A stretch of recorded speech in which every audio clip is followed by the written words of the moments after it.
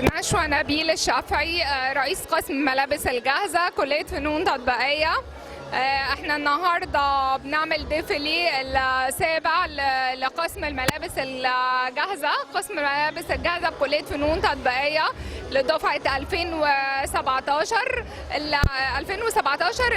الدفعة السنة دي من الدفعات المميزة ان هي كانت عددها زيادة شوية عن كل سنة. الطلبة طبعا بينفذوا على ترمين. من أول الترم الأولاني بيكون عندنا مادة التصميم، بنقدر نعمل عدد من التصميمات ونرجع نختار منها التصميم اللي هيتنفذ.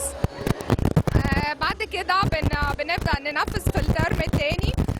كل طالبة أو طالب بينفذ الموديل بتاعه لغاية ما نخرج بنتيجة للديفيليه آخر السنة.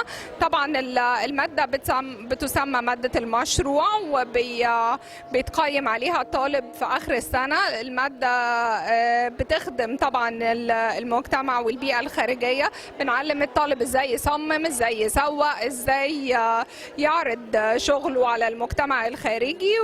والديفيليه حاجة مميزة كل سنة بنقوم بيها طبعا في كلية فنون تطبيقية، وبيتم حضور عدد من المصانع اللي هي خاصة بصناعة الملابس الجاهزة، وعدد من المصممين. طبعا الديفيليه له أكتر من ميزة. الميزة الأولانية إن أنا بسوق للطالب بتاعي ازاي يخرج، ازاي يشتغل. الطالب يقدر يسوق لنفسه لو عمل شغل خاص. طبعا الطلبة عندنا كلها طلبة مبدعين مميزين، كلهم بيعملوا تصميمات جديدة، حاجة مواكبة للموضة